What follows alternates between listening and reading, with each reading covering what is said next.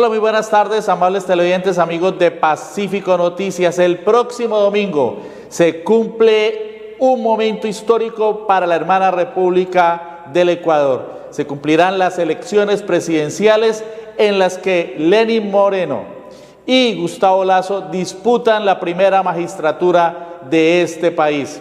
Y para analizar esta coyuntura política internacional suramericana que tiene que ver mucho con nuestro país, hemos invitado a un experto en relaciones internacionales. Se trata del profesor Gustavo Rojas. Él es economista, ha sido profesor de la Universidad del Valle y ha hecho un seguimiento a lo que está ocurriendo en el Ecuador. Profesor Gustavo Rojas, muy buenas tardes, gracias por acompañarnos en Pacífico Noticias. Buenos días, Luis Alfonso, es muy grato estar con ustedes acá y con la audiencia grande de Pacífico Noticias. Muchas gracias, profesor. Bueno, hay al parecer una ofensiva internacional en el subcontinente suramericano de retoma del poder en varios países que se encontraban, digamos, orientados, dirigidos por primeras magistraturas con jefes de Estado de orientación progresista, digamos de izquierda o de centro izquierda. Una ofensiva, digo, orientada desde Estados Unidos, según analistas, y de la que hacen parte pues numerosas tendencias de derecha y de extrema derecha. ¿Usted coincide con esa apreciación? Totalmente, totalmente, y cualquier proceso de Ecuador debe mirarse, a mi modo de ver, desde esa óptica, porque es desde allá donde están viniendo los, digamos, el ataque certero, el ataque frontal contra los movimientos progresistas que ya han subido al poder, para no hablar de los otros que están en proceso para quienes va a ser muy, muy difícil el proceso. Y eso se puede observar, profesor, por ejemplo, en países como Brasil, donde hubo un golpe parlamentario para defenestrar a la presidenta que hacía parte de un gran conglomerado de partidos de izquierda y de centro izquierda. También lo que ocurrió en el Uruguay, lo que ocurrió en otros países en los que se ha presentado esta situación, como en Honduras también. Y lo que se quiere llevar a cabo como parte de esa estrategia en Venezuela, en Bolivia, también en el Ecuador. De modo que sería, digamos, un contexto el que permitiría este análisis. Por supuesto, no se puede desconocer que Estados Unidos, a través de su bancarrota económica, cuando fue el país declarado técnicamente en bancarrota, cuando la deuda interna superó el Producto Interno Bruto, y Estados Unidos se fue debilitando enormemente bajo la administración Bush II. Entonces, avanzaron en América Latina con más facilidad unos movimientos progresistas liderados por el gran líder del progreso que es Cuba. Cuba, y con 54 años de revolución y de resistencia frente al imperio, tiene muchísimos elementos y tiene una fortaleza enorme que le dan sus principios y su propia revolución y las enseñanzas clásicas de José Martí y de Fidel Castro. Pero de todas maneras, Cuba lidera un movimiento que se encarna, digamos, hace unos casi 20 años, en una figura inolvidable que es Hugo Chávez Frías. Hugo Chávez Frías, que es un bolivariano en esencia y profundamente bolivariano y latinoamericano, genera a través de un país económicamente rico, apoyado en eso se genera un movimiento de separación. Países que tenían procesos democráticos fueron avanzando al poder y con Hugo Chávez aparecieron, bueno, los sandinistas ya venían de tiempo atrás, apareció Ecuador, Bolivia, y surgieron movimientos democráticos en Argentina y en Brasil que fueron formando, dando esa seguridad a nuestro continente de que un futuro mejor es posible.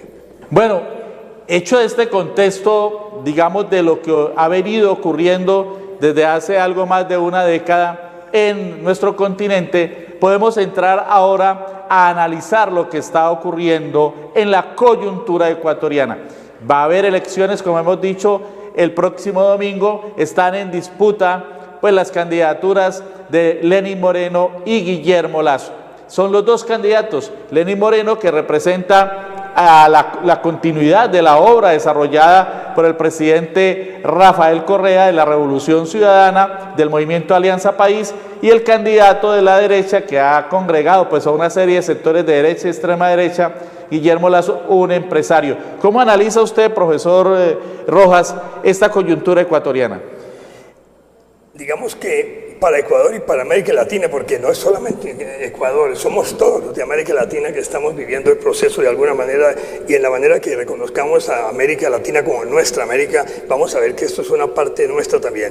Lo cierto es que después de una labor formidable del presidente Rafael Correa, en lo social, en lo económico, en lo político y en la vida normal, digamos, en la cultura ecuatoriana, Ecuador durante 8 años ha tenido un incremento impresionante, un mejoramiento en todos sus campos.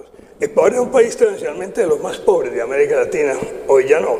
El ingreso mínimo en Ecuador equivale acá en este momento a 1.120.000 pesos colombianos, el mensual del ecuatoriano, y la vida ya es más barata. O sea que la calidad de vida en Ecuador, que antes veíamos como un país que estuviera rezagado, en este momento es un país que empieza a vivir mucho mejor. Las comunidades indígenas han visto más, y además en el campo económico ha habido un mejoramiento impresionante, y la población como tal va teniendo acceso, incluyendo las comunidades indígenas, a una calidad de vida que nunca lo hubieran soñado bajo los gobiernos de derecha que han manejado el país tradicionalmente.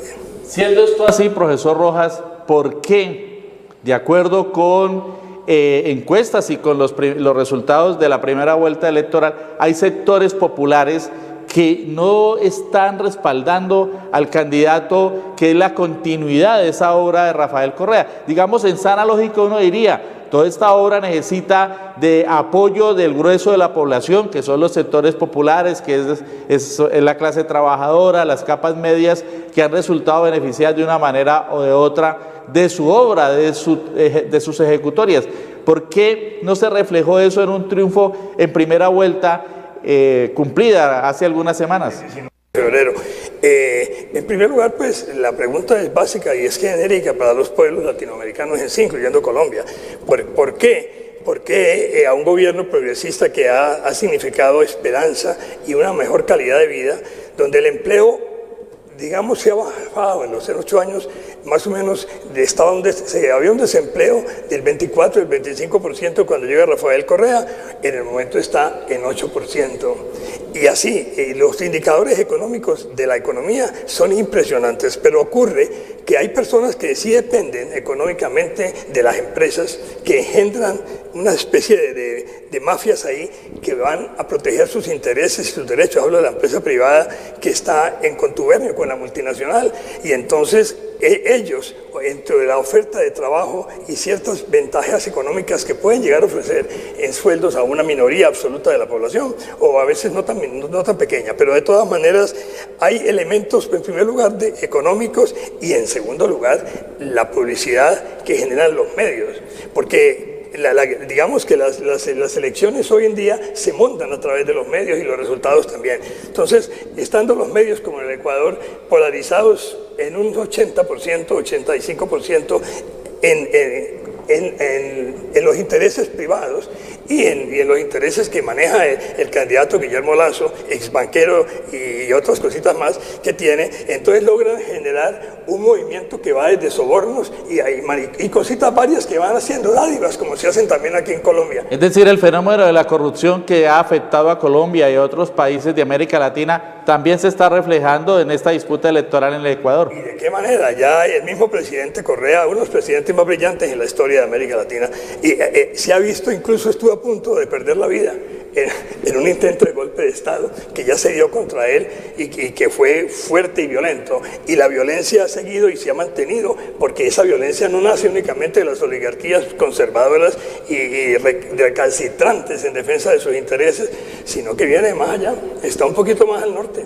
¿Qué destacaría usted de la obra de Rafael Correa, que ha sido muy intensa, que ha sido muy importante en materia de infraestructura, en materia de educación, en materia de asistencia social? Lo vimos atendiendo a las comunidades cuando el terremoto. ¿Qué destacaría usted? Yo quisiera irme a la parte económica en primer lugar, porque Ecuador es un país que en este momento, es un país que con sus 16 millones de habitantes tiene un nivel de vida muy importante, y sobre todo es un nicho cultural para todos nosotros, porque allá se defienden la cultura propia de las comunidades. Siguiendo el mismo Rafael Correa, de quien escuché digamos un resumen de lo que él considera han sido sus principales logros, y me voy a permitir parafrasear un poquito. El primer logro económico fue la recompra de la deuda externa. Recién en los primeros años se logró reducir el porcentaje que iba a pagar se pagaba de la deuda externa desde el año 2000 cuando sube al poder la Revolución Ciudadana, que es el año 2006. Entonces, 2006 o 2008. Entonces, en ese momento se hace una compra de la deuda externa por valor. Porcentualmente se reduce del 24 al 5.3, lo cual le representa al país 24.000 millones de dólares en ese tiempo que ingresan. Como no se trata del gobierno de la corrupción que va a todos los bolsillos de los que están allá, eso se va en mejoramiento social. ¿Y de qué manera? Ese es el primero. Y para enumerar solamente el otro, está el negocio de los contratos petroleros que antes manejaban uno de los recursos principales del Ecuador. Las multinacionales que incluso llenaron de